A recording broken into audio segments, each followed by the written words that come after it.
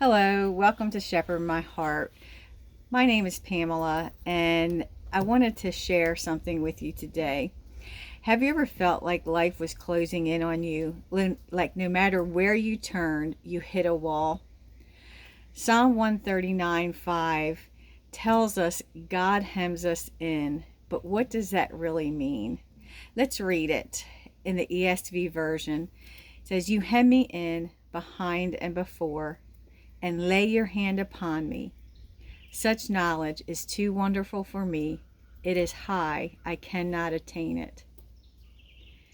Hemmed in means to surround, to limit, restrict a narrow place. Being hemmed in can cause us to feel confined and without options. We don't like not feeling like we are in control. We can feel hemmed in by sickness, debt, circumstances.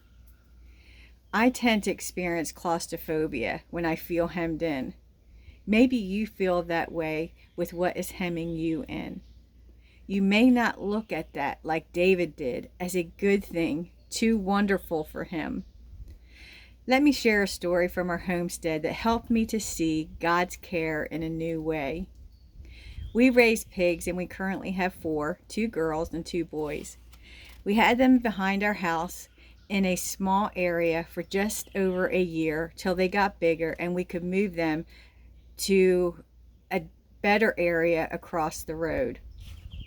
We were able to get 3 of them into their fencing, but we had one who refused to go into the pen. The pen had shelter and food and was a much better place than the one they were living in behind our house. But it was new and different and uncomfortable. He did not understand that outside the pen there was danger, insufficient shelter, and food would be harder to find. He would be separated from his brother. We were trying to give him a better life, but he just could not see it. Even though we have cared for this pig, provided and loved on him for most of his life, he still did not trust us to know what was best for him. Just like that pig, I have often resisted where God was trying to lead me, clinging to what's familiar instead of trusting his better plan. Sometimes we are like that with God. He wants to bring us into a new place, a better place, but we fight him. We want what we feel is comfortable and safe. We don't trust that God has our best interest in where he is leading us. Jesus says in Luke 12:6-7,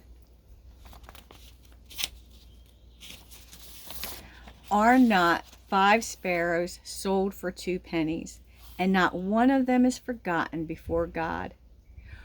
Why, even the hairs of your head are all numbered. Fear not, you are of more value than many sparrows." David did not see God's boundaries as punishment. He saw them as the loving touch of a father who surrounds and protects. What if we saw our boundaries that way too? I pray that you will come to know, as David did, that God's hemming us in is too wonderful to know. Will you trust him? Will you believe that he sees what is ahead? God bless you.